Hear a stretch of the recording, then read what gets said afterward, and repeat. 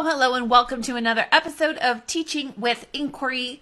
And we are talking tonight about 3 highly effective strategies that you can use when teaching science and social studies to a split grade. And we're also going to talk about 3 strategies that you might want to avoid.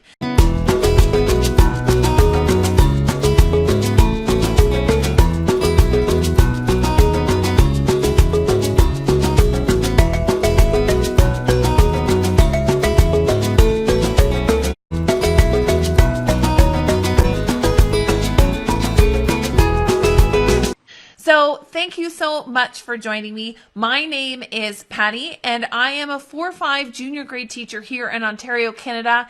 And I have live videos every single Monday night where we talk all things using inquiry-based teaching, as well as universal design, and all things related to those topics in your classroom. It is my goal that through these videos, I can help you to push your thinking as a teacher, to try different things, to make sure that learning is both fun and engaging for both you and your students. So thank you so much for joining me, and let's get started. So again, tonight we're talking about 3 highly effective strategies for teaching science and social studies to a split grade class in particular. So let's look at what's the big deal anyways. Why is this such a problem for so many teachers? And it seems to be a huge stressor for a lot of people when they are assigned to teach a split grade, is how exactly do you teach science and social studies, which are 2 very distinct subject matters for a split grade classroom. How exactly do you teach 2 grades at the same time? So we're going to discover. So what is the problem with that? The biggest one is the fact that you're teaching 2 grades at once. It means you could have problems with the fact that students are struggling to manage independent work time. Because science and social studies are 2 completely different things, there is very little overlap often between those 2 subject areas. Unlike math and language, art, drama, and pretty much every other subject, which is much more easily integrated, science and social studies does tend to be much more difficult because the topics that are being discussed at each grade level are so different. It also means that because you're teaching 2 grades at once, you also have double the prep and planning that is required because you're teaching 2 separate subject matters in the exact same allotment of time. And everything takes a little bit longer when you're teaching science and social studies, and in fact, everything to a split grade. So who am I and why am I talking to you about this? Well, I've been teaching in my current classroom for about the last 8 years. And prior to that, I was doing other things in other schools. But in this particular school, I have the honor or privilege or consequence, if you might look at it, with almost every single year teaching a split grade 4-5 classroom. So I have had to adapt to teaching in a split grade setting almost every single year. For the first time, I actually have a straight grade this year, but I can tell you I'm actually finding it to be a bit more challenging than I have teaching the split. So there are some things that you can do, and there are definitely some benefits of teaching in a split grade learning environment over teaching in a straight grade learning environment. So coming to you with that perspective and being able to share with you some of the ideas that I have been using in my own class, teaching a split year after year after year, and explaining those high yield strategies that are going to allow me to teach subjects like science and social studies to the same group of students at different times, and allowing me to get through all of the required material in the same amount of time takes a little bit of maneuvering, but it totally can be done. And that's why I wanted to come on here tonight and talk about the strategies that I find most effective to teaching those 2 subjects to split grade classrooms. So what am I going to be talking to you about today? Well, I want to go over the 3 highly effective strategies for teaching science and social studies to a split grade classroom. I also want to talk about the common strategies that I think you should avoid and that often may set you up for failure long term. And I also want to talk to you about how to implement these 3 effective strategies in your classroom with some practical ideas. So strategy 1, this is what I want you to avoid. Oftentimes, students with a split grade will say it's much easier if I teach all of the content for both grades to all of my students at the same time, which means you would teach, say you're teaching a grade 4 or 5, you would teach all of the grade 4 content and all of the grade 5 content to your entire class, regardless of what grade they happen to be in. Why do I think you should avoid this? Number one, you might not have the time to actually get through all of that content. If you look at what exactly you're supposed to get covered, not only are you already time pressed if you're in a straight grade to get all of the science and social studies done and finished by the end of the year, but now you're going to double that content and take twice as long to do it. Instead of teaching the grade 4s their grade 4 content and the grade 5s their grade 5 content, you teach all the grade 4 content and all the grade 5 content. It's actually going to take you way more time. I would be hard pressed as it is to get through all of that content in the 194 teaching days. So you simply just don't have enough time to do a great job at much when you're trying to do twice as much work or even quadruple the amount of work that you would if you had, say, a straight grade. It also means that if you're going to use this type of method where you're teaching all of the content to both grades at the same time, it's really repetitive. Either your older grade has already covered that content and they're bored, and bored students create a management problem, or you have lots and lots of overlap, which is going to set up those students for perhaps a disadvantage next year because they've already learned that content. So many of us don't actually teach the same students the next year, so we don't have to are not the beneficiaries of that struggle. However, students need to be learning the content of their grade level at the time that they're in that grade level. Now, there are some schools that are always split, that end up swapping which content they teach. So 1 year they'll teach all the grade 4 content, 1 year they teach all the grade 5 content. For me, I think that's a little bit different. If you're in a situation like that, which I know is few and far between, then that may be the best idea because you're not repeating content because you have a negotiation with the rest of the teaching staff that 1 year you teach one content, 1 year you teach the other. The problem is if you have a really transient community in your classroom, that those students that are coming in and going out are going to miss the specific grade level content if they're transitioning schools. So it's a very specific circumstance in which this flip-flop year to year as a whole school might actually benefit and work for your students. So instead of teaching all of the content to the same students at the same time, you can instead try using a teach then split method. Now this is instead of looking at doubling up your content, so teach all of your students, say habitats, and then all of your students human body. Instead, focus on the activity that your students are going to be doing and have both grades do the same activity at the same time while using different content. So for example, you could use a read and respond where all students are reading an article and then they are responding, except the article that the grade level is reading is going to be different from the other grade level in your classroom, but the activity is the same. So you can talk to students about your expectations and teach them what you want them to be doing. Okay, grade 4s, I want you to be reading this article and then you're going to respond to these questions. You can even make it so that the questions are the same and you review your expectations. But when you send them off to do the work, they're all doing independent tasks at the same time so that you're available to manage that. But the task they're doing is going to be differentiated based on what grade they happen to be in. You could also use activities such as make and takes, where you are talking about making something and they're using content that they are aware of, and then they go and independently make it.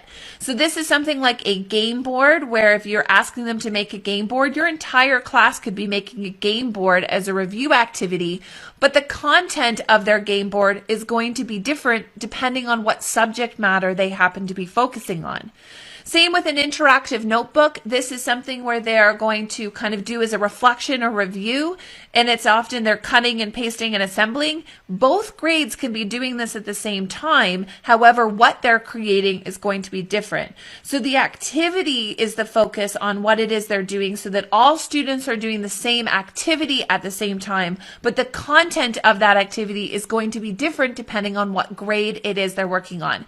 This is ideal if you are teaching in a situation where your students are really struggling with independent work time, where you want their independent work time to all be at the same time, but you want necessarily the content of what they're doing to be different. Strategy number 2 that I think you should avoid is sending them away to another class. Now, this is often considered the easiest solution, and unless you're looking at a split grade where you only have 3 or 4 students of one grade and the remainder of your class is a second grade, so if you have 3 or 4 grade 4s and 25 grade 5s, in that circumstance, it might actually be beneficial to have your grade 4s go learn with another group of grade 4s at the same time, because it's very difficult to have a meaningful conversation with 4 ideas.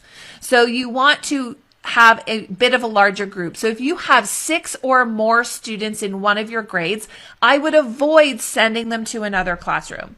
Now, the biggest reason for that is the ability to use cross-strand integration. Science and social studies heavily relies on the skills that are taught in other subjects, such as language or even math. When you are sending some students away and keeping other students, it very much limits your ability to support what they need to do in science and social studies in other subjects. So if I want my students to be able to read and respond, that's definitely a language activity that I can be using and teaching in my language activity where students are integrated in this, what they're learning. They're learning the same thing at the same time in language. And then they can do that type of activity in science and social studies. Independent work has to be work that students are very familiar with and know exactly what the expectations are. Allowing me to teach them how to do something in language and then applying that, having them do it in science and social studies independently, helps to support their ability to work independently in science and social studies. Without that, students struggle a lot more with engaging in a brand new activity that they don't have any experience doing. So if you haven't built up their stamina to do that in language, it's much more difficult for them to actually do that effectively independently during science and social studies. It also means that you have to end up doing more in the same time because you've got to build in some of that background. You've got to teach them how to do a read and respond. You've got to teach them how to take notes. You have to teach them how to sit and have a conversation because you don't have that at the same time. So those students, when they go to that other classroom, are going to be missing some of that component that you can cross integrate and even build stamina in other subjects and apply it to using it in science and social studies. Sending students off for another class as well, it means that you have far less flexibility when working within science and social studies. In a split, one of the best assets you have is the ability to be flexible, which means if you need something to take longer than a 15-minute period, you can do that because you can take from another subject, extend your learning, swap things around, move things based on student need. It's much more difficult to do that if you are rigidly structured in when science happens.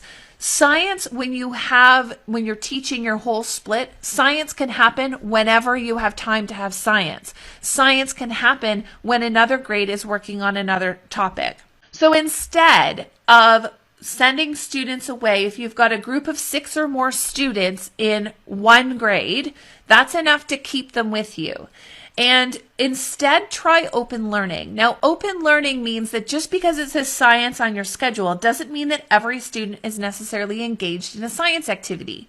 In fact, it might be beneficial for, instead of your grade 4s to be working on science with you, well, your grade 5s are completing an activity from another subject that you know they can do independently, such as art or writing or reading and responding. What you do want to avoid in this circumstance is simply just giving them busy work to keep them quiet. It never keeps them quiet. They see right through it, and management is really, really difficult. So you have to find that sweet spot in the independent work where it's something that they are highly engaged in, something that they are familiar with doing, so it's not something new that they're working on. They know what it looks like, they know how to do it, but it also has to be meaningful and rigorous so that the students aren't just simply realizing that this is a coloring activity and I don't need to do it, or this is a reading activity and I'm simply just sitting there staring at the pages because I'm not a strong reader. It needs to be something that your students can do independently, but try to pull from another subject. So if they can't engage in science independently while you're teaching one group and the other group cannot do a science activity, why not try an activity from another subject that they are able to do more independently, such as art? They can also work on math practice or even spelling and grammar activities at that same time. Strategy 3. This is the one and done activities like centers or even guest speakers, or even a field trip for that matter. Learning an entire subject of science and social studies in a one-off or 1 to 3 day activity is simply not enough for them to consolidate their learning and have it being meaningful. So you want to do more than simply just one round of centers and hopefully hit on all of the topics and say, okay, I'm done. Let's move on to the next activity. You want to spend a little bit more time getting into the learning. You want to have a variety of learning experiences. Centers are definitely one activity you can do, but you want to make sure that you have a variety of hands-on activities as well as pencil and paper and centers, and a variety so that students can have lots of different ways to integrate that knowledge into their schema. Sometimes different centers activities are not rigorous enough, or the teacher needs to be far more involved in learning, or you need to make sure that these simple centers are not necessarily complete solutions, so they don't cover all of your learning topics. So instead of doing one and done type teaching, try a flip-flop method. Now this happens to be my absolute favorite strategy for teaching students science and social studies, is using this flip-flop method. This means that one grade is with you, engaged in a teacher-directed activity, while the other grade is working independently but still on science. So, or social studies, or whatever topic you happen to be working on. But it's still very much both grades are engaged in subject-specific learning, but one grade is with you and the other grade is engaged in independent activity that they can do without your support, which often means this other independent activity needs to be actually at their independent level. It needs to be simple enough and something that they're familiar with. Now, often an objection that happens with the flip-flop method is that my students are not independent workers. Really evaluate what activity you're asking them to do independently. Often, if the activity is too difficult, then they are going to have a very difficult time doing that independently. It has to be something they've done before. It has to be something that they can do below their independent level, so it has to be a little bit easier than what they would typically do with you.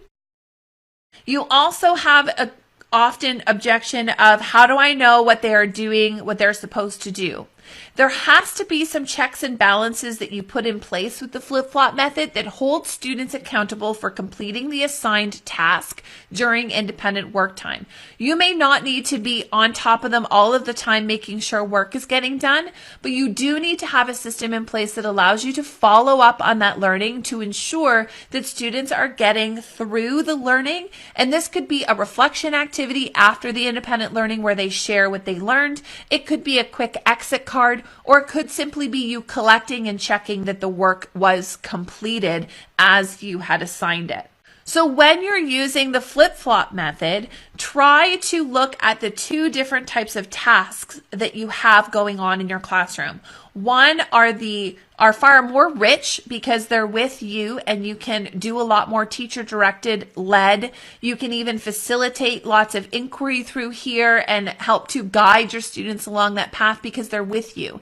One of the biggest benefits of having a split grade class is you have smaller numbers with you. So instead of 1 to 30 having a whole discussion, you could be having a discussion with 1 to 15, which means you can have a much more intimate discussion with that split grade and while the other students are working on something else. So sometimes those conversations are a little bit easier to manage and you can get a lot more voices heard because they're not trying to compete with 1 to 30, it's 1 to 15. So there's more opportunities in a split grade for each individual students to voice their ideas and opinions in that smaller half group of students.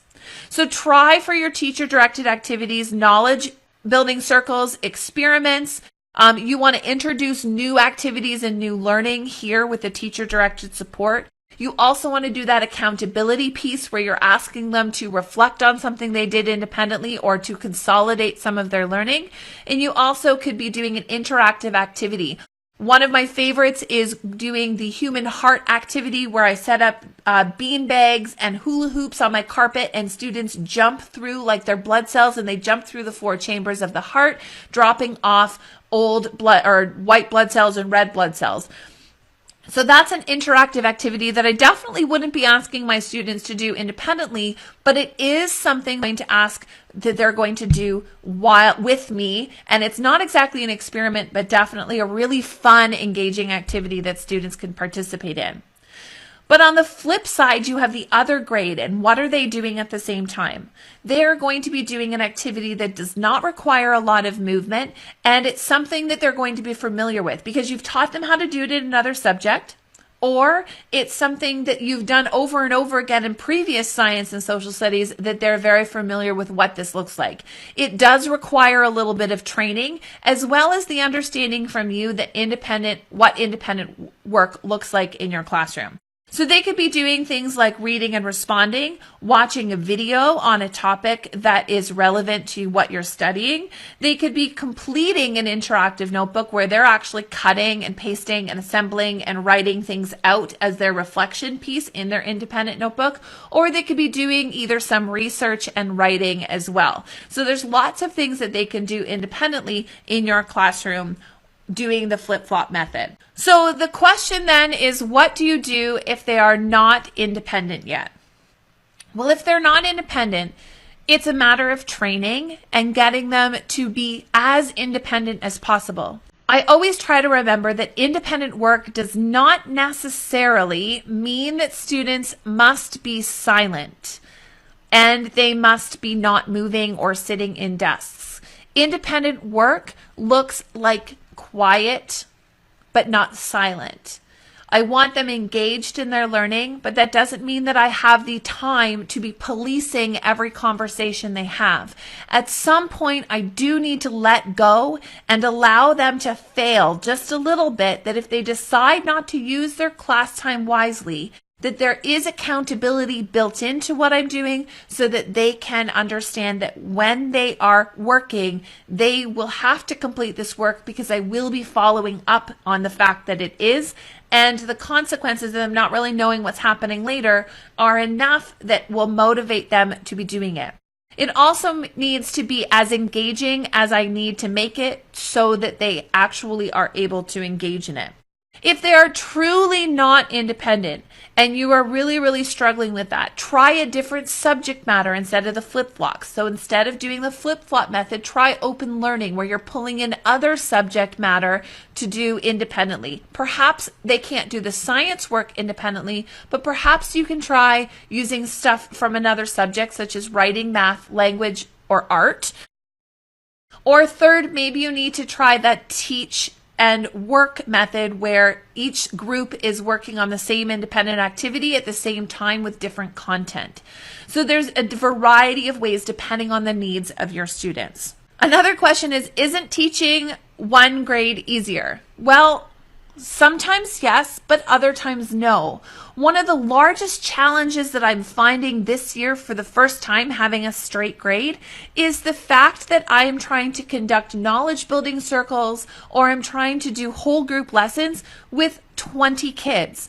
And that's a lot different from dealing with 12 kids. Having a conversation with 12 students, more voices get heard. Having a conversation with 20 students, less voices get heard.